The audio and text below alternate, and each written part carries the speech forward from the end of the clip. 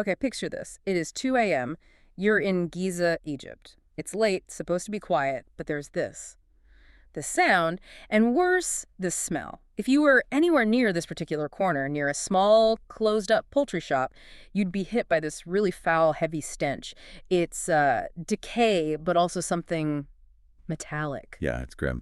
And tonight, this smell, this sound, it's led four really terrified neighbors to bring the police right to this spot. They're moving quietly, towards this specific shop. The door's locked.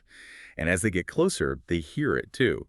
It's a sort of dull, rhythmic banging, muffled, but definitely coming from inside. Right. And the police, they know immediately this isn't just someone working late. That smell. It's overwhelming, like something's been dead a while. But the banging, that suggests someone's currently trying to, well, get rid of something. Yeah. So they demand entry. There's a pause. Then this voice, Nader, he's 26, sounds really stressed, tries to stall them. But it's too late for that. The door eventually opens, and what the officers see is just pure horror. Nader is kneeling on the floor, right there next to this big industrial barrel. You know, the kind for like poultry waste, meat scraps. Exactly. Except what's in the barrel. It isn't poultry, it's human remains, and it's methodical. The body of a man cut into small, almost clinically small pieces. The police flashlights just catch Nader, literally in the act of putting these pieces into the barrel. Wow. And the moment he's seen, the whole thing just crumbles. He confesses right away, identifies the victim, Sayed Abou El Yazeed. And this, right here, is where our deep dive really has to start. Because what the police stumbled upon that night, that gruesome scene, it's the endpoint. It's the climax of a plan, a betrayal that had been meticulously engineered for, get this, 15 years. What we're looking at isn't some sudden crime of passion. It's the final, disgusting stage of, I guess you'd call it, a long-term financial and psychological dismantling. So our mission here is to go back, way back, to trace this dark partnership, this anatomy of a monster, right from the beginning. Okay, let's do that. Let's start with the victim, Sayed Abou El Yazeed. Who was he? Well, he was a science graduate. Came from a pretty wealthy family in Giza, well-respected. After his parents died, he inherited quite a bit. A big house, 2 commercial shops, and a good amount of cash.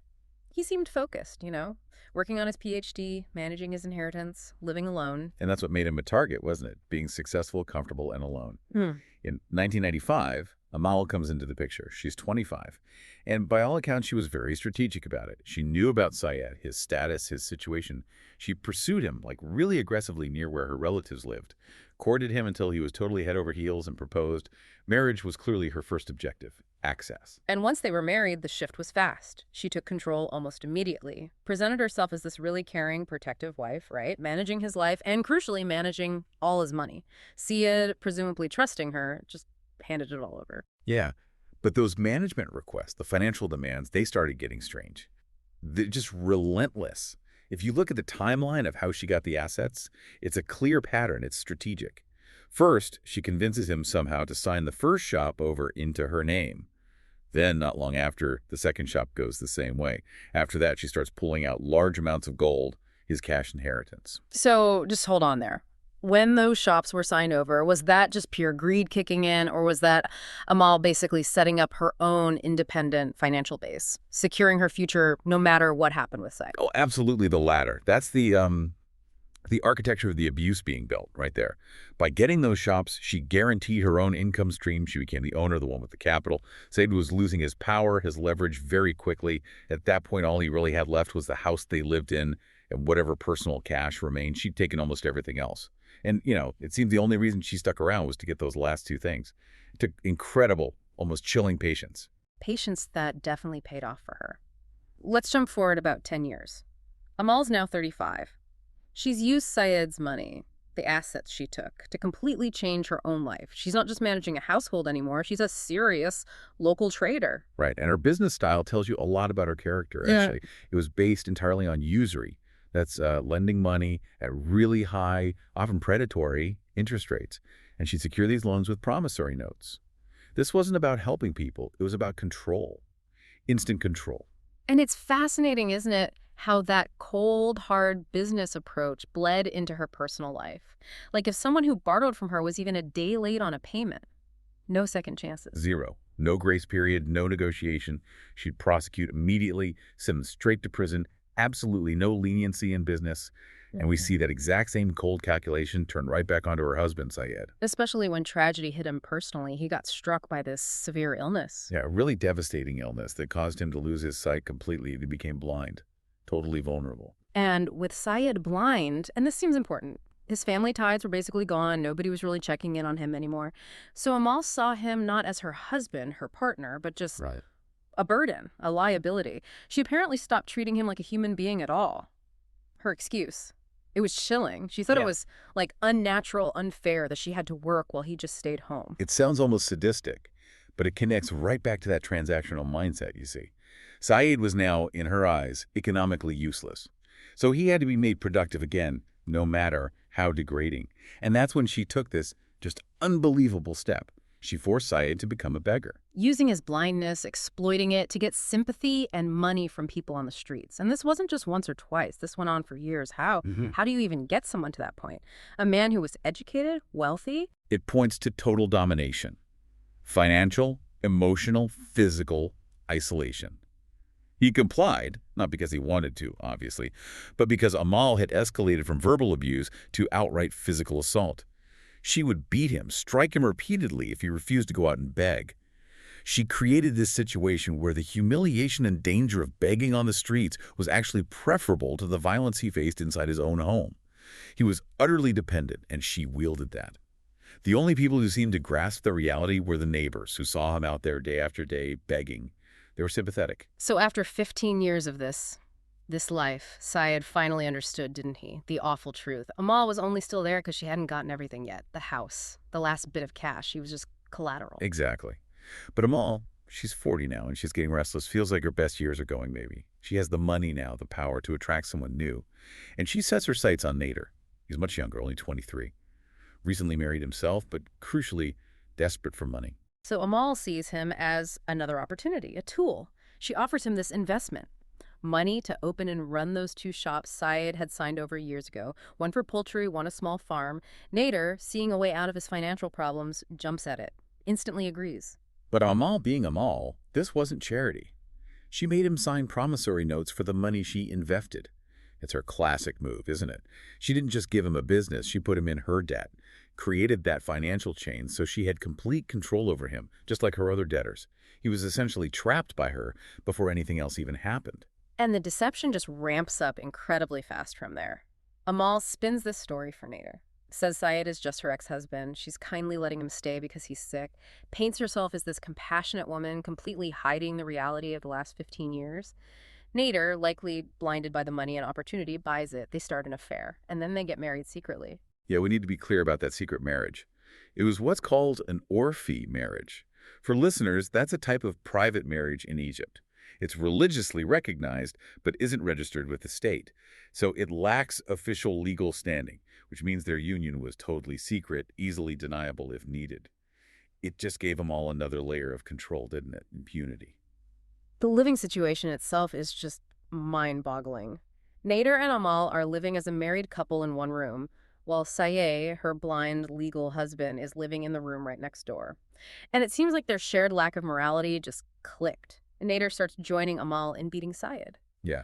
And to cover this up from the neighbors, they create this unbelievably cruel fiction. They tell Syed and force him to believe that Nader is actually Amal's brother, just there to help manage things. Amal even forces Syed to repeat this lie to the neighbors if they ask.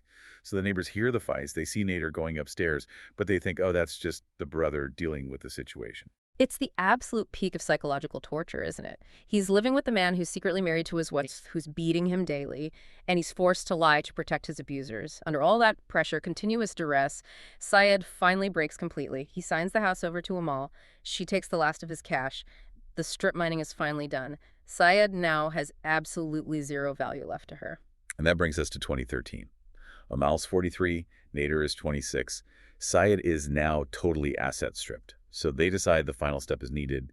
He needs to disappear. They start plotting. And the planning was, again, disturbingly meticulous. Early on the day they chose for the murder, Amal creates this perfect alibi. She makes sure neighbors see her taking her son to school. Then she goes to her mother's house, stays till the afternoon, multiple witnesses placing her elsewhere. Nader, meanwhile, just opens the chicken shop like any other day. Business as usual.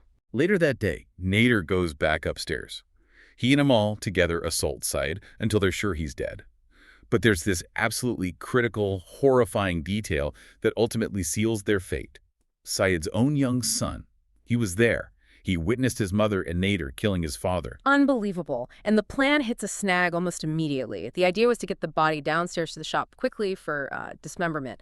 But Syed's body, it was too heavy, and Nader couldn't move it alone. So the body stays upstairs, Yeah. in the house, for a full day, decomposing in the heat. Right. And as the smell starts getting noticeable, really noticeable, Amal puts the second part of her plan into action. She starts telling neighbors Syed is missing, acting worried, concerned. And because they were used to him being forced out to beg, his absences weren't immediately suspicious. They initially bought it. But by the next evening, the smell is just overpowering. It can't be ignored. So Nader comes up with this infamous plan, the cabinet ruse. He goes to the nearby shop owners, the workers, says he needs help moving this really heavy cabinet from the house down into his shop, the excuse.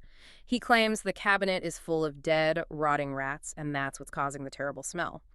And the neighbors, trying to be helpful, sympathetic, they agree. They help him move this heavy, foul-smelling cabinet. What they didn't know, what they couldn't possibly imagine, was that they were actually moving Syed's body.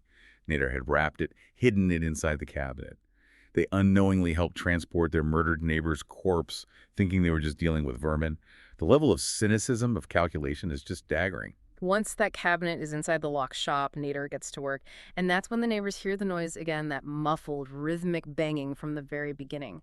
That noise, plus the overwhelming stench, plus Syed's sudden disappearance, it finally clicks for them. Something is terribly wrong. They knew his routines, they knew about the abuse. Even if they didn't know the full extent, this felt different. This felt final. And this is really where the community becomes the hero of this story. 4 of those neighbors, putting their own potential risk aside, they go straight to the police station. It's 2 a.m. They report their suspicions. Their action right then was the single thing that stopped the entire plan in its tracks. Absolutely. The police arriving interrupted the final ghastly stage. Nader was literally in the process of mincing the body parts. The plan was to mix them thoroughly with the chicken waste in that barrel. Then the regular garbage collectors would pick it up the next morning. Vanished. No body, no crime. Just another missing person case, forever unsolved. But he was caught red-handed. His confession was immediate. Amal, when they arrested her, she initially denied everything, stuck to her alibi. But the pressure, the evidence eventually broke her. They both tried to shift the blame, of course, minimize their own roles, but it was useless. Completely useless. Because the most damning evidence came from the most heartbreaking source. Syed's own son, his testimony, describing exactly what he saw his mother and Nader do. It left no doubt whatsoever about their shared guilt, their calculated cruelty. The verdict came quickly, and it reflected the sheer horror of the crime. Amal and Nader were both sentenced to death. You know, if we circle back to the very beginning, what really stands out is how Syed was effectively killed multiple times, wasn't he? He was killed financially when she drained his inheritance. He was killed emotionally, spiritually maybe, when he was abused and forced onto the streets to beg. And only then, only when he was completely stripped of any perceived value to them, was he killed physically. That whole 15-year relationship, it wasn't a marriage, it was a predatory business deal from start to finish. And it leaves you with a really disturbing thought, doesn't it? For you, listening. When does a crime planned over such a long time, executed with such cold clinical calculation, stop feeling like a human act at all, even a terrible one? Does that sheer duration and calculation make it feel less like a crime of passion or rage and more like just a twisted, horrifying business transaction? It's a truly terrifying look at human malice, starting with greed for assets and ending with a body in a waste barrel, only saved from complete erasure by 4 neighbors who paid attention.